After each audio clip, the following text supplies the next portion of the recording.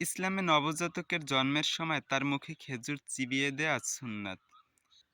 নবজাতকের মুখে খেজুর চিবিয়ে দিলে তার কতটা উপকার হয় আপনারা তা বিজ্ঞানের ভাষায় দেখে নিন এই ভিডিওতে। একটি শিশু পৃথিবীতে জন্মগ্রহণ করে নিঃস্বার্থ ভালোবাসা, কোমল যত্ন আর পরিবারের সবার আশার প্রতীক হয়ে। কিন্তু আপনি জানেন কি, জীবনের একেবারে শুরুতেই কিছু শিশুর মস্তিষ্ক ক্ষতিগ্রস্ত হবার ঝুঁকিতে থাকে। অনেক শিশুর রক্তে শর্করার মাত্রা এত কমে যায় যে তা শিশুর মস্তিষ্কের বিকাশে স্থায়ী ক্ষতি করে দিতে পারে। চিকিৎসা বিজ্ঞানের ভাষায় একে বলা হয় নিউনেটাল হাইপোগ্লাইসেমিয়া, অর্থাৎ নবজাতকের রক্তে শর্করা বা গ্লুকোজের ঘাটতি। এই সমস্যাটি এতটাই সাধারণ যে প্রায় 15% নবজাতক এতে আক্রান্ত হয়। আর ঝুঁকিপূর্ণ শিশুর ক্ষেত্রে হারটা আরও ভয়াবহ, প্রায় 50% পর্যন্ত। গবেষণা বলছে, চিকিৎসা নেওয়া হলেও কোনো কোনো ক্ষেত্রে এই হাইপোগ্লাইসেমিয়া ভবিষ্যতেও শিশুর শেখার ক্ষমতা, সমন্বয়, এমনকি স্কুলের ফলাফলেও প্রভাব ফেলতে পারে। কিন্তু এবার বিজ্ঞানীরা এমন এক সহজ সমাধান খুঁজে পেয়েছেন যা শুনে সত্যি বিস্মিত হতে হয়। এক চিমটি মিষ্টি জেল মুখের ভেতরে ঘুষে দিলেই শিশুর জীবন ঝুঁকি থেকে নিরাপদ হতে পারে।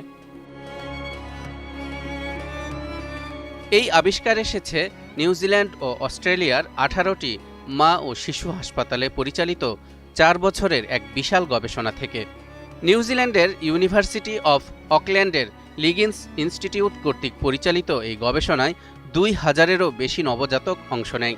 তাদের মধ্যে কিছু শিশুকে দেওয়া হয় ডেক্সট্রোজ বা চিনি মিশ্রিত বিশেষ এক ধরনের জেল, আর বাকিদের দেওয়া হয় সাধারণ জেল। দেখা যায়, যাদের মুখে এই মিষ্টি জেল ঘষে দেয়া হয়েছিল তারা হাইপোগ্লাইসেমিয়া থেকে রক্ষা পেয়েছে। অর্থাৎ ছোট্ট একটি সহজ পদক্ষেপ রক্ষা করতে পারে শিশুর মস্তিষ্ক ও ভবিষ্যৎকে। এই গবেষণার নেতৃত্ব দেন প্রফেসর জেইন হার্ডিং, যিনি এর আগে 2013 সালে সুগার বেবিস স্টাডির মাধ্যমে প্রথম প্রমাণ করেছিলেন শিশুর মুখে চিনির এই জেল দেওয়া হাইপোগ্লাইসেমিয়া চিকিৎসায় কার্যকর। আর এবার তার নতুন গবেষণা দেখালো এটি শুধু চিকিৎসা নয়, বরং প্রতিরোধেও কার্যকর। পরবর্তীতে বিশ্বের প্রভাবশালী গণমাধ্যম বিবিসি তাদের ওয়েবসাইটে এ নিয়ে একটি প্রতিবেদনও প্রকাশ করে।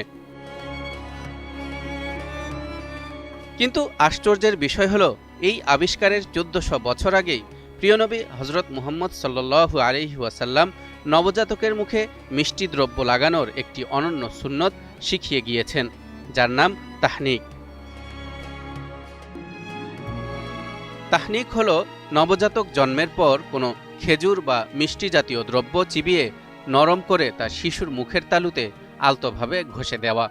বরকতের নিয়তে শিশুর জীবনের প্রথম খাবার হিসেবে এটাই তার মুখে পৌঁছায়। সাহাবী আবু মুসা রাদিয়াল্লাহু তাআলা আনহু বর্ণনা করেছেন, তিনি তার নবজাতক পুত্রকে নিয়ে রসূল সাল্লাল্লাহু আলাইহি ওয়াসাল্লামের কাছে যান। নবীজি সাল্লাল্লাহু আলাইহি ওয়াসাল্লাম শিশুটির নাম রাখেন ইব্রাহিম। তারপর খেজুর চিবিয়ে তার মুখে দেন এবং বরকতের দোয়া করেন। আজ থেকে 1400 বছর আগে নবীজি যে ছোট্ট কাজটি করেছিলেন, আজ বিজ্ঞানও বলছে এটি নবজাতকের রক্তে শর্করার মাত্রা নিয়ন্ত্রণ রাখতে সাহায্য করে, শিশুর মস্তিষ্ককে সুরক্ষা দেয় আর তার বিকাশে গুরুত্বপূর্ণ ভূমিকা রাখে। যে কাজটি নবীজি সাল্লাল্লাহু আলাইহি ওয়াসাল্লাম করতেন বরকতের জন্য, বিজ্ঞান আজ প্রমাণ করছে তা শিশুর জীবনের প্রথম স্বাস্থ্য সুরক্ষা হিসেবেও কার্যকর। সুবহানাল্লাহ। আসলে এই গবেষণা শুধু চিকিৎসার অগ্রগতি নয়, বরং এক গভীর সত্যের প্রমাণ। রাসূলুল্লাহ সাল্লাল্লাহু আলাইহি ওয়াসাল্লামের প্রতিটি সুন্নতের মধ্যেই আছে কল্যাণ, আছে জ্ঞান, আছে উপকার।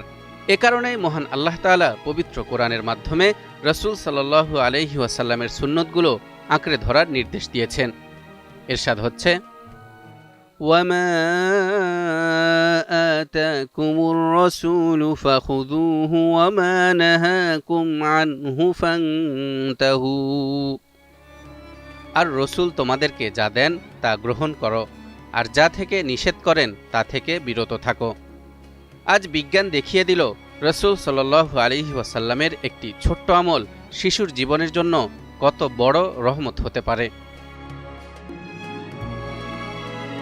তালহা ইবনে রেজা, নিউজ 24।